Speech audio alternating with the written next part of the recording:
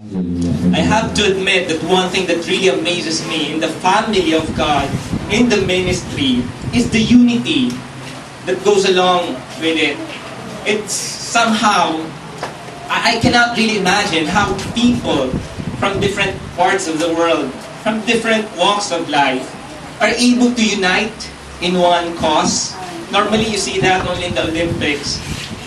But here in Christianity, in the work of the ministry, we have farther, greater reasons for us to unite and be together and be as one. And according to the Apostle Paul, in this text, we have three reasons why we can be one with God. First is our nationality. You know, we have Americans, we have from Trinidad, we have Indonesian, Chinese, Filipinos among us. But it doesn't really matter what your nationality is, because in God's eyes, we are all one. We are citizens of heaven. Hallelujah. Amen. We are citizens of heaven. And if we can only understand the implication of what that means.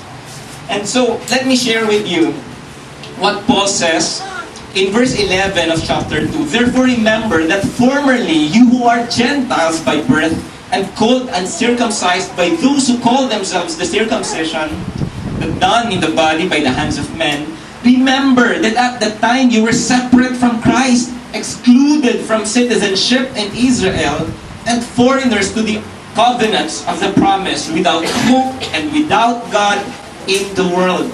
This is who we were before we came to know Christ, before the Lord called us and saved each and every one of us. We have no part in the blessings of God. In the Old Testament time, the Jews believed that they are the only ones blessed by God. They are the chosen people. They have the law. They have the words of God. The very presence of God manifests in their midst. And so the rest of the world are lost.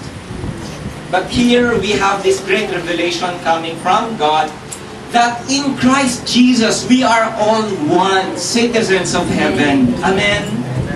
And that's one reason why we should be united. Because in God, in God's sight, there is no more Filipinos, no more Americans, no more Indonesians, no more one from Trinidad. We're all citizens of heaven. Amen? Amen.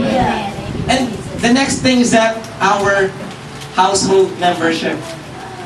We belong to the family of God, and that gives us the greater reason for us so that we will be more intimate with one another.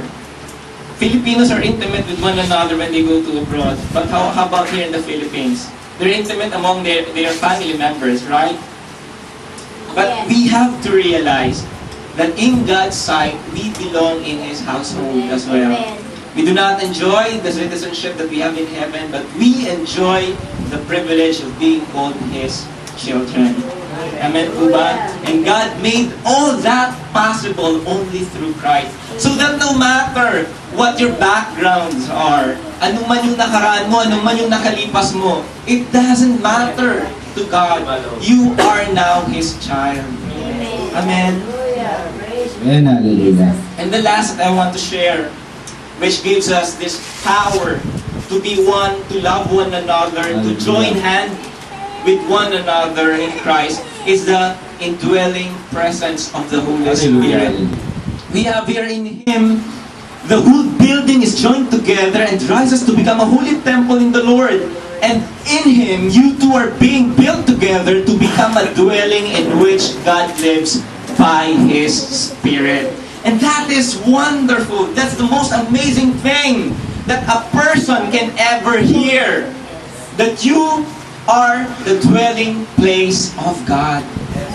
You see, people think that God resides in temples, that God dwells in those holy places, in altars. But no, that's not true. That's not true. My aunt just said earlier, the altar is in our heart because the Holy Spirit dwells in us.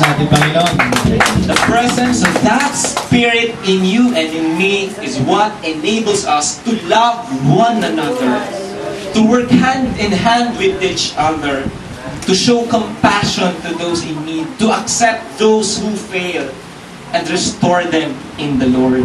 Amen. Hallelujah. Brothers and sisters, let us be united in Christ.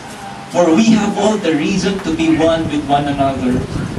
We are fellow citizens in Christ. We are members of God's household. We are the temple of the Holy Spirit.